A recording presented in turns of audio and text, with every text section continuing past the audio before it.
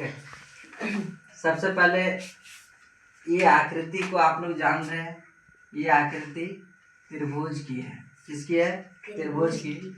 इसकी परिभाषा जो होती है, 3 असंरेख बिंदुओं से घिरे हुए क्षेत्र को त्रिभुज कहते हैं। त्रिभुज में आने की 3 भुजाएं होती है, 1 2 3, और इसके 3 कोण भी होते हैं। कोणों की संख्या 3 होती है और इसके शीर्ष की संख्या भी 3 होती है, जिसको इंग्लिश में वर्टेक्स कहते हैं। ठीक है। अब यहाँ पे हम लोग देखेंगे एक त्रिभुज की आकृति बनी हुई है। इस त्रिभुज के अंदर में और बाहर में बिंदु है। अब जो बाहर वाले बिंदु है उसको क्या कहते हैं? उसको बाह्य बिंदु कहते हैं। ठीक है, यानी कि वो बाहर में स्थित है, अंग्रेजी में उसको एक्सटीरियर कहते हैं। जो अंदर में स्थित है उसको इंटीरियर कहते हैं, जो उसे हिंदी में अभ्यंतर कहते हैं। क्या कहते हैं? अभ्यंतर। अब साथ ही त्रिभुज के परिमाप का सूत्र आता है। त्रिभुज के परिमाप बराबर होते हैं सभी भुजाओं का योग। इसको इंग्लिश में कहेंगे सम ऑफ ऑल साइड।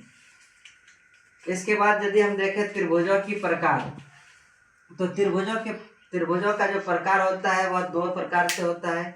एक भुजा की दृष्टि से, दूसरा कोण की दृष्टि से। तो कोण की दृष्टि से जो हम लोग देखेंगे, तो यहाँ पे देखिए, हम लोग मैंने बताया अभी कि कोण की दृष्टि से त्रिभुज के प्रकार। तो कोण की दृष्टि से त्रिभुज 3 प्रकार के होते हैं। एक होते हैं न्यून कोण त्रिभुज, जिसको इंग्लिश में एक्यूट एंगल ट्रायंगल कहते हैं।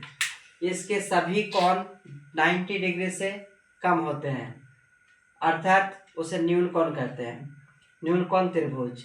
दूसरा है अधिक कोण त्रिभुज, जो कि एक कोण 90 डिग्री से बड़ा होता है और बाकी जो कोण होता है वह न्यून कोण होता है, यानी एक्यूट एंगल होता है, एक ऑब्ट्यूस होता है बड़ा, उसे अधिक कोण त्रिभुज कहेंगे।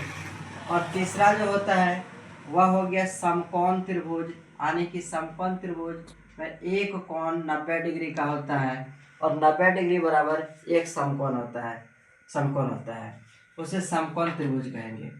और आज इतने ही। अगला कल मैं भुजा की दृष्टि से बताऊंगा। धन्यवाद।